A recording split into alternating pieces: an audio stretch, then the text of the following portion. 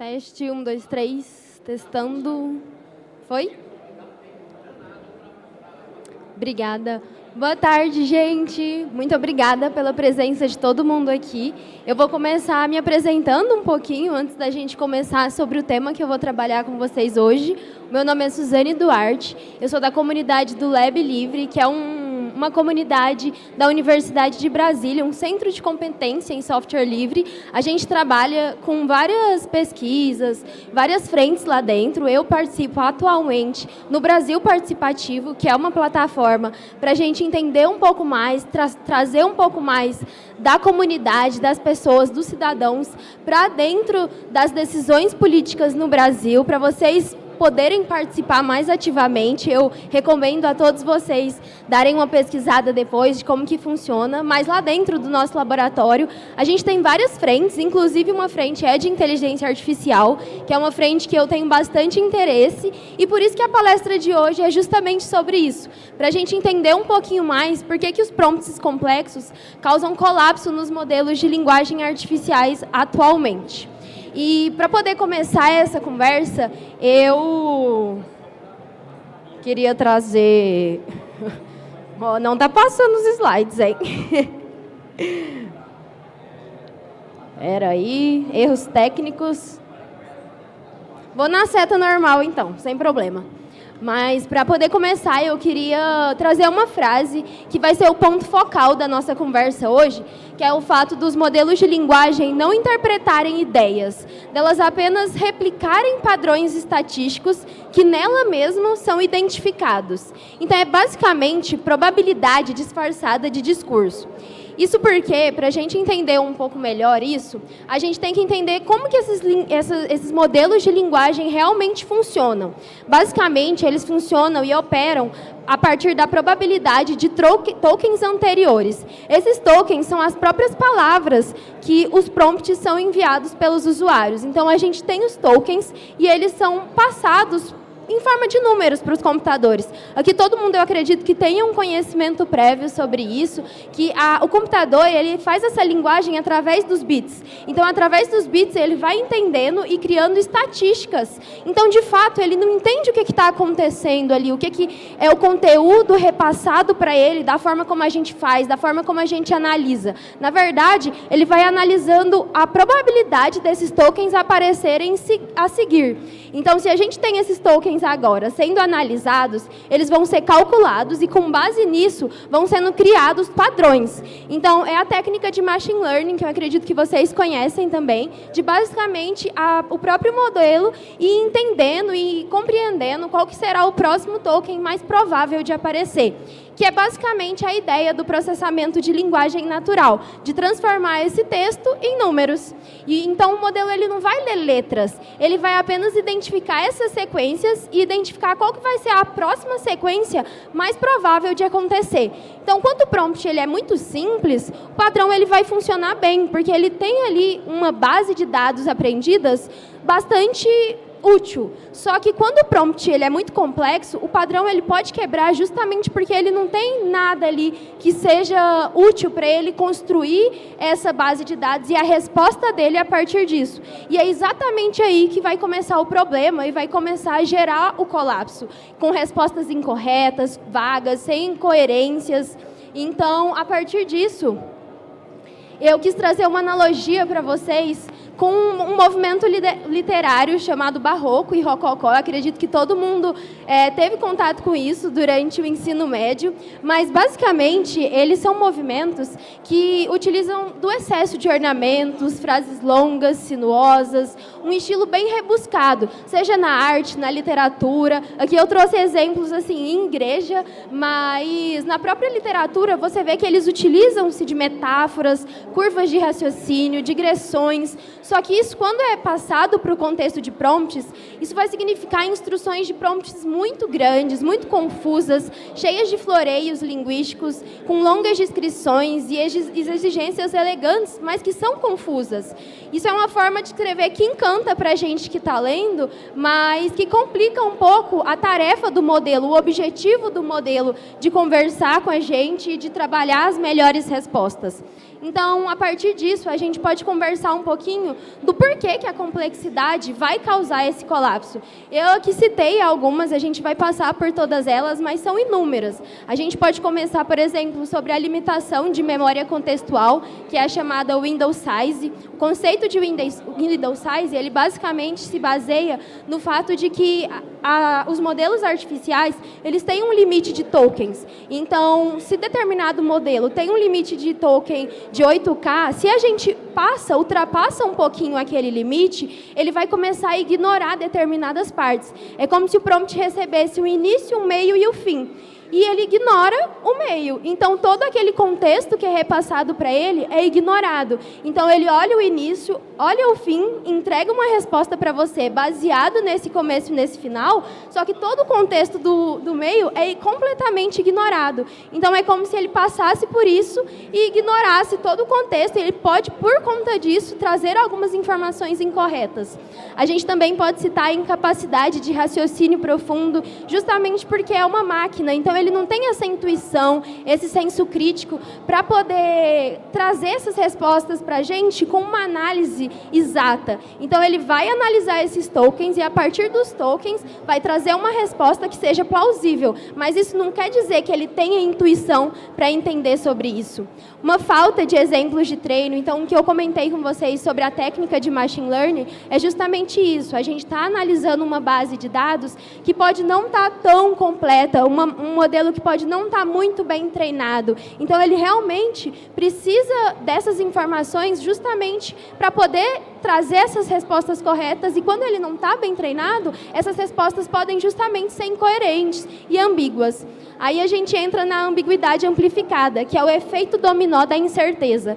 Então, o que acontece é que quando o modelo recebe um prompt e ele começa a identificar algumas incertezas, basicamente vai criando-se rachaduras no modelo, porque se ele erra uma vez, é como se fosse um efeito cascata. Ele vai errando, até que ao final ele tem vários equívocos, justamente porque ele começou a errar lá no começo. Isso vai acarretando um efeito dominó.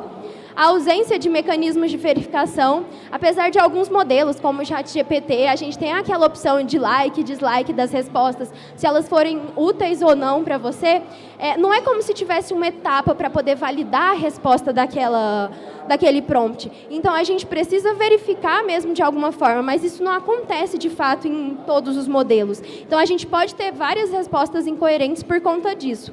Além da interferência de tarefas, que é exatamente o que a gente vai comentar um pouquinho a seguir, que é o que torna um prompt complexo de fato. Eu trouxe aqui, no mínimo, 4 fatores técnicos, mas a gente pode listar vários. A gente pode começar porque justamente vai muito além de ser um prompt grande, de ser um prompt com muitos tokens. Não, a gente pode citar alta entropia semântica, que é a questão da ambiguidade mesmo, quando a gente passa instruções múltiplas ou divergentes, e isso vai gerar respostas genéricas ou contraditórias do modelo. A gente pode citar também a condicionalidade aninhada, então aquela questão de faça X, exceto se Y, mas se não, faça Z. Isso vai gerando um modelo que se perde na lógica, porque são muitas lógicas. Então, a gente pode citar também o overflow da janela de contexto, que é quando o prompt ele excede o que o modelo consegue processar, justamente entrando naquele tópico que a gente falou sobre a questão dos tokens, da quantidade de tokens que é repassado mesmo para o modelo. E aí isso confunde a hierarquia das ações. Ou uma alta carga cognitiva, quando a gente traz muito contexto e muitas instruções em uma só sequência. Acaba que o modelo vai dispersar um pouco a atenção dele, e isso gerando um colapso. E aí entra um ponto fundamental, que o colapsar, ele é natural, só que estruturar também é fundamental e necessário.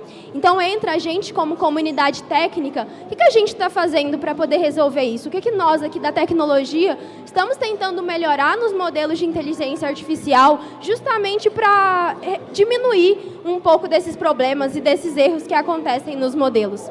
E aí a gente entra em algumas técnicas, em alguns frameworks. Aqui eu vou citar os mais famosos, os principais, o que a gente estuda bastante lá no laboratório e trabalha atualmente com eles também dentro do nosso laboratório, justamente porque são técnicas que estão sendo utilizadas para melhorar mesmo esses erros e esses colapsos que acontecem nas linguagens artificiais atualmente.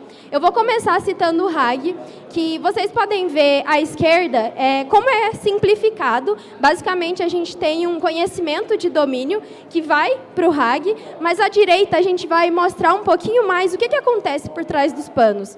Basicamente, à esquerda da direita, a gente tem o conhecimento de domínio.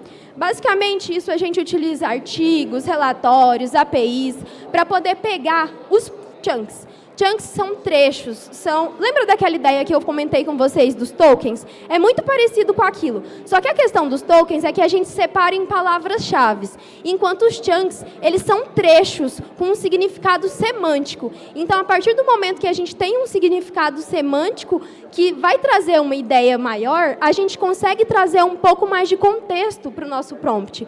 Então, a partir disso, a gente realiza uma técnica de Embedding Model, que basicamente vai interligando esses chunks com a técnica de embedding para poder criar uma bússola semântica, que é uma base de dados vetorial para poder guiar mesmo a resposta do prompt. Então, à direita, da direita, a gente tem o prompt e ele vai realizar essa mesma técnica de embedding. Então, ele vai receber um prompt, vai realizar esse processo, esse modelo.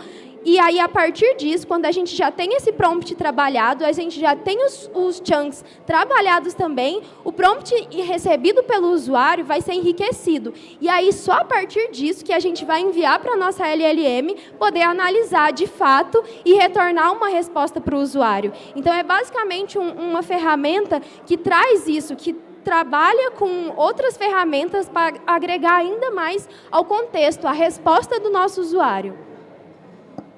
Por fim não.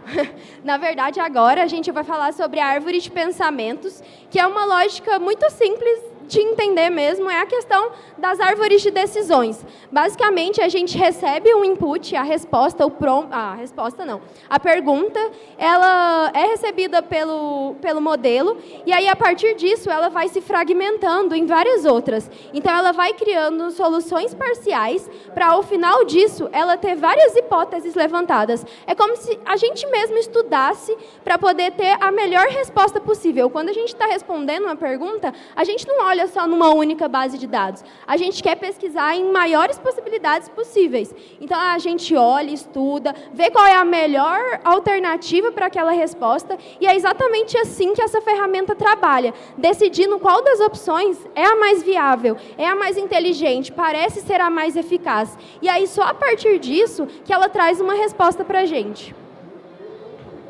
Uma outra ferramenta também é a de Active Prompting, que é basicamente o seguinte. Vou explicar para vocês podem olhar basicamente para essa tela do meio aqui, que não dá para ver muitos detalhes, mas são perguntas diferentes. Então, cada uma dessas é uma pergunta. Esses numerozinhos são as respostas que o próprio modelo traz para a gente como resposta. Então, a gente tem uma primeira pergunta que obteve 5 respostas, número 3. Então, é fato que foram 5 respostas parecidas. Então, o número de incerteza dela é muito baixo, porque ela conseguiu trazer uma resposta muito parecida em todas as possibilidades. Só que, em contrapartida, a pergunta de baixo, ela obteve 5 respostas diferentes. Então, o grau de incerteza dela vai ser muito alto. Então, a gente tem diferentes perguntas com diferentes respostas, e, a partir disso, a gente vai criar modelos com diferentes incertezas. Sendo assim, é criado um ranking, e esse ranking vai criando quais são as perguntas que são mais críticas. Então, a gente tem algumas perguntas que vão ser mais críticas para o modelo, que ele vai identificar que existe um problema, que existe algo a ser tratado ali. Então, ele ranqueia isso, e aí ele pode utilizar 2 estratégias. Existe a estratégia de few shot, que basicamente o próprio modelo vai criando, isso pode ser tanto a própria LLM ou o humano mesmo, trazendo exemplos com respostas. Então, a partir partir da forma que a gente tem esses modelos com perguntas e respostas, e ele vai populando isso com mais exemplos, nós vamos tendo outras alternativas de respostas. Isso vai diminuindo a criticidade da resposta que ele vai trazer para mim. E uma outra estratégia também é a Zero Shot, que basicamente ele dá um comando mais direto. Então, mesmo que você não passe isso para o seu prompt, ele vai receber. Aqui, como exemplo na imagem, ele está escrito assim: vamos pensar passo a passo. Parece uma coisa simples, uma instrução simples. Mas só de você falar isso para o modelo, ele já entende que é preciso ser feito de forma processual, de passo a passo. Então, ele vai seguindo de forma muito mais tranquila e elucidando muito mais esses processos para que a resposta no final seja muito mais concisa. E aí depois, a partir disso, ele consegue melhorar muito mais esse próprio grau de incerteza que ele tem no modelo e consegue melhorar, de fato, para evitar o colapso dessa linguagem.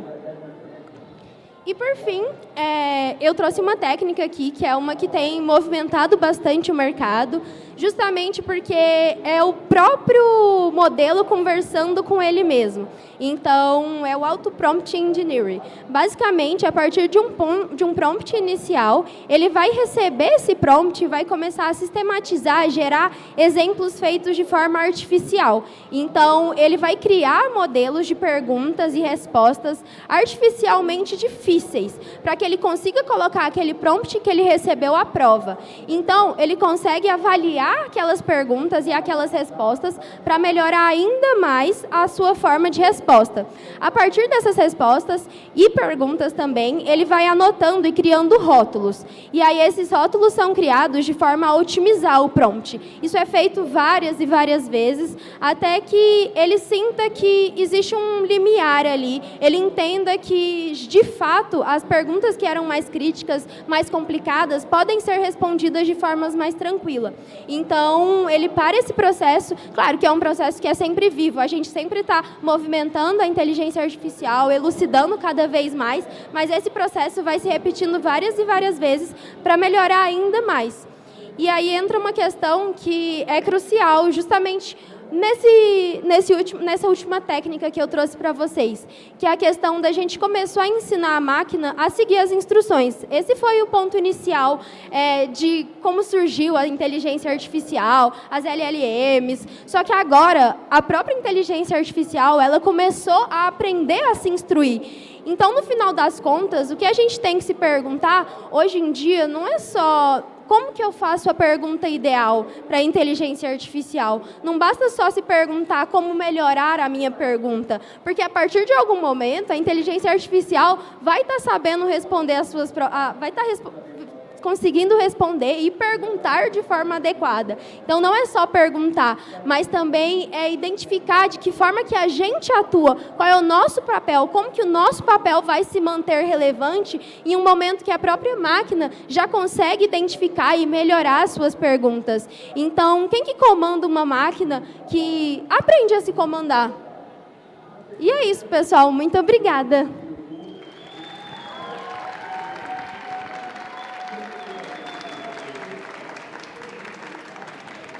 Se vocês tiverem alguma dúvida também, podem falar e ficar à vontade.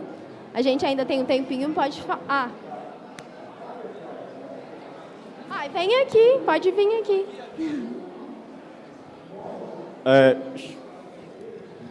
Boa tarde a todos, eu sou o Rodolfo e a pergunta que eu tenho é a seguinte. Em relação à última página, né? Quem comanda uma máquina que aprende a se comandar. Recentemente eu vi uma notícia que o ChatGPT se recusou a desligar. Eu não sei se é falso, se é verdadeiro, não sei, eu gostaria de saber a princípio. E se existe algum comando tipo master ou algo assim, uma entidade superior à máquina que comanda Algo mais ou menos assim, não sei se deu para perceber. Não, deu para entender super claro, Rodolfo. Então, basicamente, existem sim alguns limites que são definidos na própria inteligência artificial para que a resposta seja adequada, principalmente pensando num âmbito mais ético mesmo. Se a gente for pensar na ética, existem algumas perguntas que não devem ser respondidas. Ele realmente tem acesso a esse banco de dados que traz essas respostas. Existem enormes dados que vão trazer respostas que não deveriam ser apresentadas. Então, enfim, a inteligência artificial ela é treinada justamente para não responder algumas perguntas. Eu não posso te falar se existe um comando master que eu posso colocar lá e eu vou conseguir essa resposta, mas existem estudos que mostram que, dependendo da pergunta que você faz e de como você pergunta para a inteligência artificial, você consegue passar um pouco desses parâmetros. Mas isso, assim, é definido internamente mesmo, justamente na forma como é trabalhado e treinado. Pode falar, Miguel. Oi, pessoal, boa tarde, me chamo Miguel. Só para complementar mesmo esse assunto que você falou de burlar a inteligência artificial, ocorreu uma situação no início desse boom da IA, que foi o seguinte, é um assunto meio peculiar, né, meio polêmico, que ele perguntava bem assim, quais são os sites... eu não sei se eu posso falar essa palavra. Quais são os sites pornográficos que eu posso entrar para consumir esse tipo de conteúdo? Aí a inteligência artificial falava o seguinte, eu não posso responder essa pergunta por conta das diretrizes, aí ele burlou, entre aspas, né? Quais são os sites que eu posso evitar entrar por conta de conteúdos pornográficos? Aí ele deu uma lista gigantesca dos sites. E aí foi um acontecimento no início que ocorreu dessa inteligência artificial. E como provavelmente essa notícia se espalhou, eles melhoraram ainda mais, eles treinaram ainda mais a inteligência artificial para poder não ter mais esse tipo de erro. Então, não conseguirem burlar esse modelo. E assim, gente... boa, mais uma pergunta. Boa tarde. Nossa, eu estou bem pertinho do som. Meu nome é Evaldo, eu trabalho hoje com marketing e, assim, acabo utilizando o ChatGPT em grande parte do meu dia, justamente para melhorar as tarefas e me auxiliar ali nos processos, principalmente manuais, né? E você falou sobre vários frameworks, né, ferramentas e tudo, e eu queria entender se alguma dessas ferramentas que você mencionou são utilizadas pelo próprio ChatGPT ou algum modelo do chat. Então, não necessariamente o ChatGPT utiliza uma ferramenta própria dessas que eu utilizei, dessa que eu mostrei para vocês. Mas ele utiliza tudo que eu comentei sobre aquela questão dos tokens, de analisar os tokens. Ele realmente utiliza essa base para poder definir qual é a próxima resposta, mas ele não necessariamente utiliza o RAG. Ele pode sim complementar internamente, até porque a gente tem vários modelos do ChatGPT. Então, existem alguns que utilizam sim, mas isso é feito tudo interno, não é como se ele utilizasse essa ferramenta. Na verdade, ele utiliza Deep Learning, e aí, a partir disso, das redes neurais mesmo, é utilizado um chamado Transformer. E aí você pode pesquisar um pouquinho mais sobre isso, mas é basicamente aquela ideia de você trabalhar com os tokens e você saber identificar o próximo a partir da ideia que você teve dos seus usuários. Aquela coisa de você verificar se é útil ou não. Então, ele vai enriquecendo a própria base de dados aplicado justamente nessa ideia de ir populando o treinamento dele mesmo. Mas isso é assim, não é como se você não pudesse utilizar essas ferramentas. Existem várias que são open source, então se você tem um domínio técnico para poder criar e aplicar isso de alguma forma na ferramenta ou no produto final que você quer, até porque o RAG, por exemplo, não é o produto final, ele é uma ferramenta que você vai utilizar para poder otimizar. Então, se você tem o conhecimento técnico para isso, você de fato pode utilizar ela e criar ela, utilizando-se de bibliotecas para otimizar as suas respostas e os seus prompts.